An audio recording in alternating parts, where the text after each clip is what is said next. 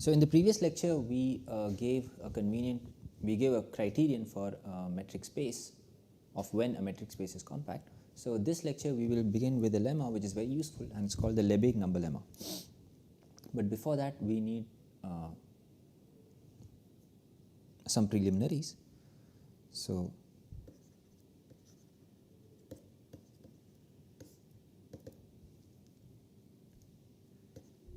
let X be a metric space.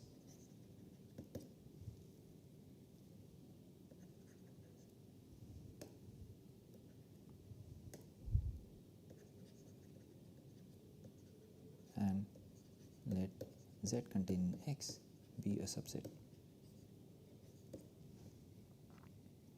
Okay. So given the subset Z, we can define. So we define function dz from x to r by dz of x is defined to be infimum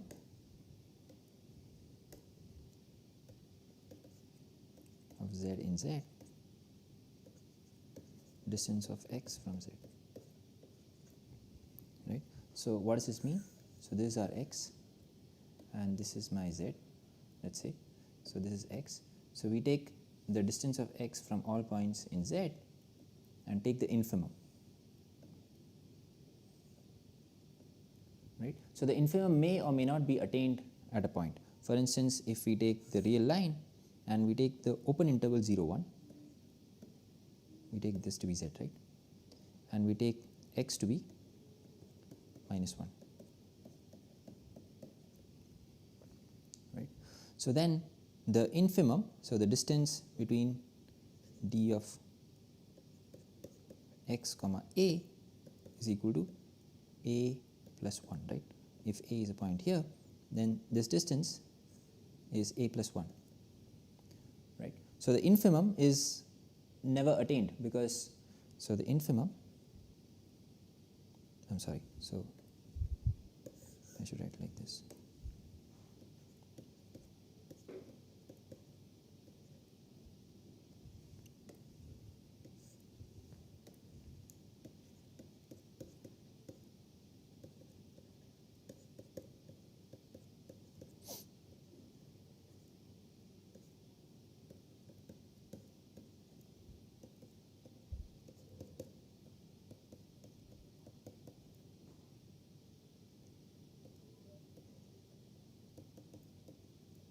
Yeah. So the infimum is 1, but it is not attained for any a in the subset Z, right? So the infimum may or may not be attained. So this is a function which we define on x. Next, let us check that this is continuous. So we claim that dz is a continuous function.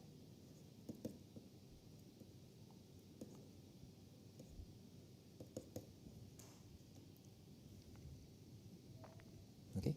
So for this, note that if distance between x and y is strictly less than delta, then for any z in z, we have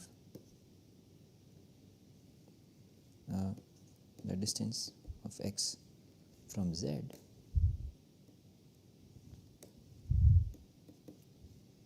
is less than or equal to x and y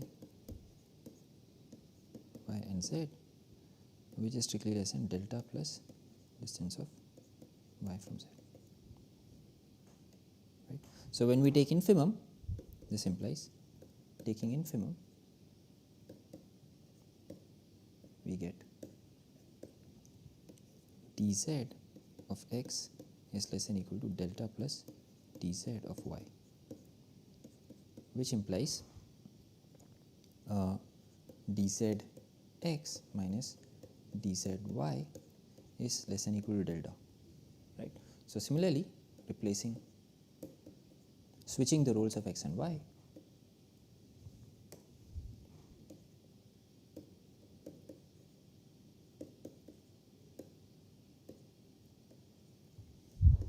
x and y, we get dzy minus dzx is less than or equal to delta, which implies the absolute value of dzx minus dzy is less than or equal to delta. Right. So thus, for any epsilon positive, we let delta to be equal to epsilon by 2, right. So then d of x comma y is less than or equal to delta will imply that dz, okay, so let's say strictly less than, although that's not very important, dzx minus dzy is strictly less than epsilon. Okay, so this shows that dz is continuous. Okay, so using this distance function, let's prove this Lebesgue-Lemma lemma.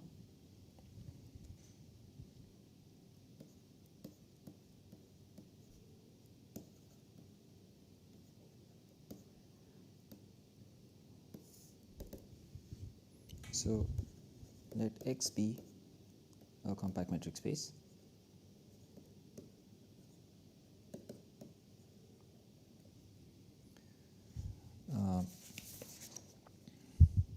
and let X, suppose we have given an open cover UIs.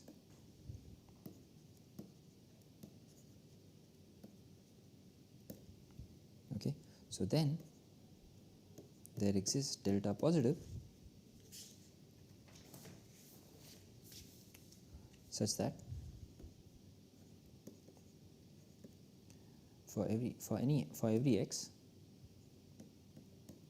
p delta x is contained in ui for some I. Okay, so now this is something which we have already proved while we were proving our previous theorem, because since X is compact, every sequence has a convergent subsequence, and this is precisely the claim 1 which we proved in the while we were proving the previous theorem. However, using this distance function, let's see a clean proof of this, nice proof of this. So proof. So as X is compact, there is a finite subcover.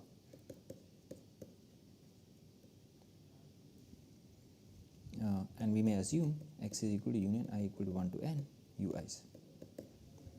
Okay, so let Ci be X minus ui, right? These are closed subspaces of X. So define a function f from x to reals greater than or equal to 0 by f of x is defined to be summation I equal to 1 to n dci of x. So given any point x, we take the distance of x from each ci and we just add all these. Okay, so then f is continuous as all the dci are continuous. Right? We are simply taking a finite sum of continuous functions, and that is going to be continuous. Okay, so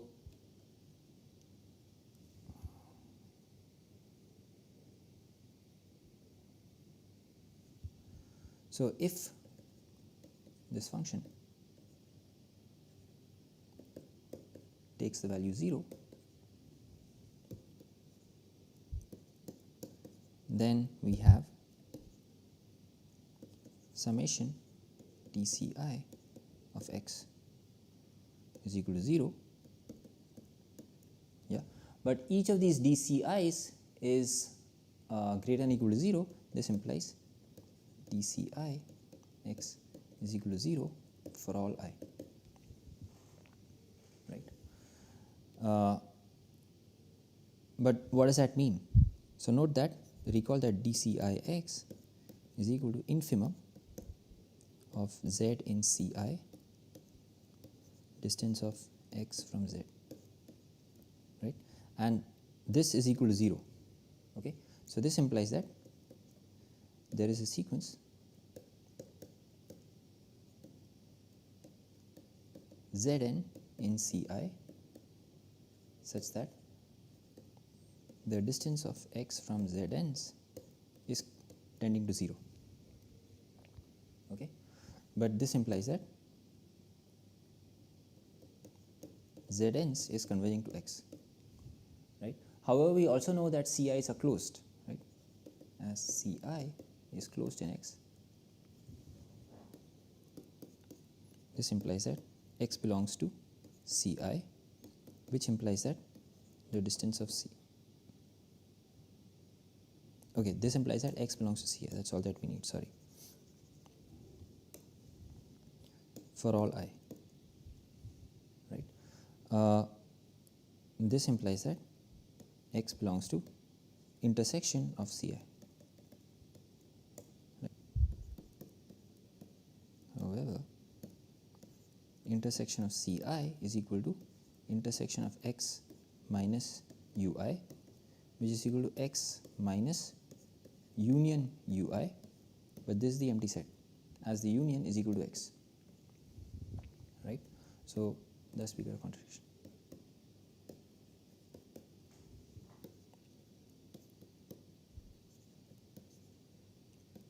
Right? So thus f of x is always positive, right? Okay, so as x is compact, this implies f of x is compact. This implies f of x is closed in R, and as 0 does not belong to f of x,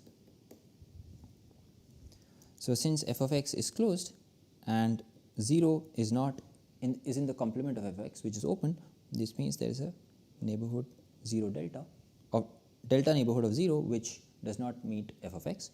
This implies that f of x is greater than or equal to delta for all x in x, right? So this implies that the summation I equal to 1 to n dci x is greater than or equal to delta for all x in x, right? So this implies that dci x is greater than or equal to delta by n for at least 1I, right? Because if it was strictly less than delta by n for all I, that would mean that the sum would be strictly less than delta. Okay, but this right. So what does this mean? So we have our Ci is this and our x is this. So distance of x from Ci is greater than or equal to, so this distance is greater than or equal to delta by n, right? But then the complement of Ci is ui, so this implies that b delta by n x is contained in ui, right? So this proves the lemma.